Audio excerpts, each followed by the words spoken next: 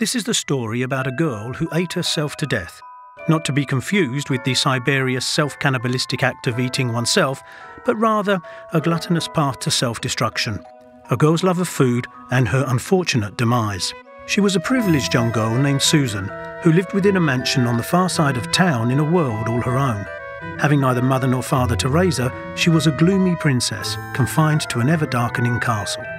Yet, she was not alone, for the child could not take care of herself and relied heavily on the aid of servants to tend to her every need. On one hand, her maid, on the other, her butler, both devoted caretakers of the girl. They presented Susan with the finest of foods 3 times a day in a routine her servants would dread but never question.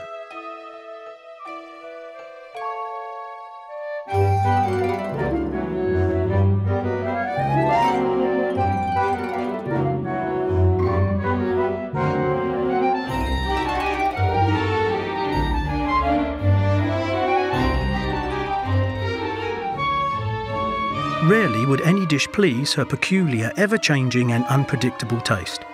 Thus the meal routine would oftentimes trigger a volatile reaction.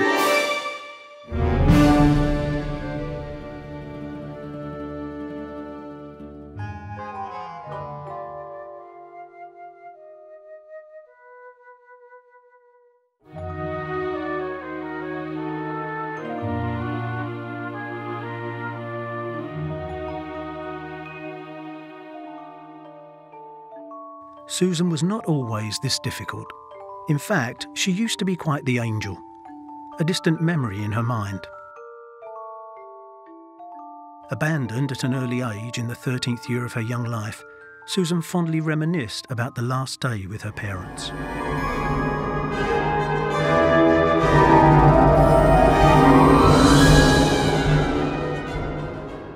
Susan was born into an odd family of 2 wildly successful, inherently flawed individuals.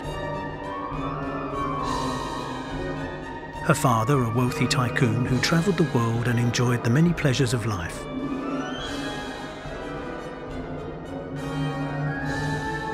And her mother, a fashion model socialite who loved her own beauty more than anything else, even her own daughter.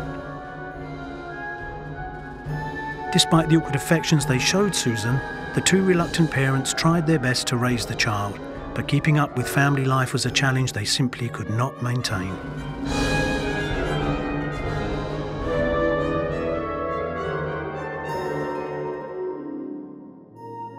On that day, 2 years ago, Susan's parents left and never came back.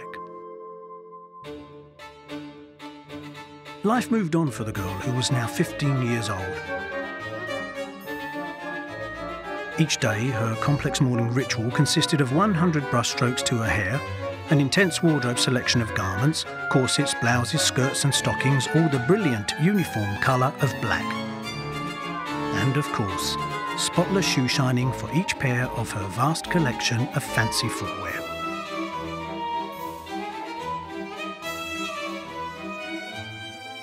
All this to look her best for the day her parents would eventually come home.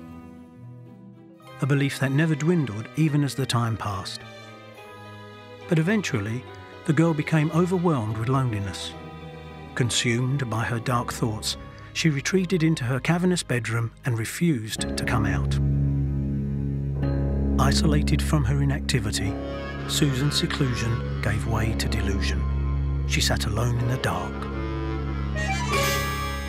Madness had manifested itself within the girl.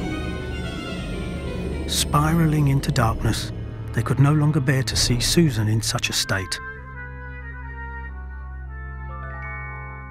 Exhausted and ill-prepared, frustrated and tormented by the girl's change in demeanour, her maid and butler had reached a turning point. Leaving the property under the cover of night while the girl was asleep, the 2 disappeared into the thick forest to a cabin hidden away in the dark, eerie woods. Tirelessly they worked until the light of day, and when it was complete, they emerged with the solution to their problem. It came in the form of a dark wooden wheel.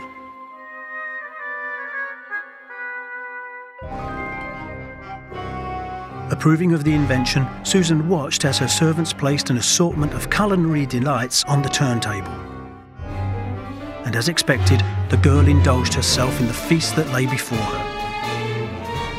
Ravenous, she stuffed and stuffed her face without so much as rejecting any dish.